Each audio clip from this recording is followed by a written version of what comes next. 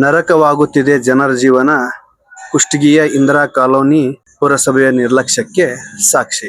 ನೀವು ನೋಡುತ್ತಿರುವ ದೃಶ್ಯ ನಗರದ ಹೃದಯ ಭಾಗದಲ್ಲಿರುವ ಇಂದಿರಾ ಕಾಲೋನಿಯದ್ದು.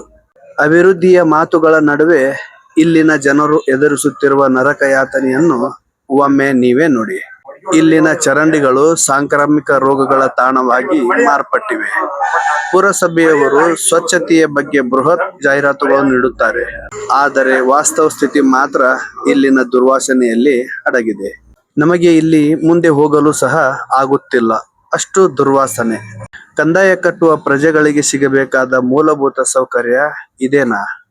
ಕುಷ್ಟಗಿ ಪುರಸಭೆ ಅಧಿಕಾರಿಗಳೇ, ಇಂದಿರಾ ಕಾಲೋನಿಯ ನಿವಾಸಿಗಳ ಆರೋಗ್ಯದ ಬಗ್ಗೆ ನಿಮಗೆ ಕಾಳಜಿ ಇಲ್ಲವೇ? ಕಾಗದದ ಮೇಲೆ ಅಭಿವೃದ್ಧಿ ಸಾಲದು, ಇಲ್ಲಿ ಬಂದು ಒಮ್ಮೆ ಪರಿಶೀಲಿಸಿ ಎಂದು ನಿವಾಸಿಗಳು ಆಗ್ರಹಿಸುತ್ತಿದ್ದಾರೆ. ಕನಿಷ್ಠ ಪಕ್ಷ ಸಂಬಂಧಪಟ್ಟ ಅಧಿಕಾರಿಗಳು ಎಚ್ಚೆತ್ತುಕೊಳ್ಳಲಿ. ಈ ವಿಡಿಯೋವನ್ನು ಹೆಚ್ಚಿನ ಸಂಖ್ಯೆಯಲ್ಲಿ ಶೇರ್ ಮಾಡಿ ಅಧಿಕಾರಿಗಳಿಗೆ ತಲುಪುವಂತೆ ಮಾಡಿ. ಧನ್ಯವಾದಗಳು.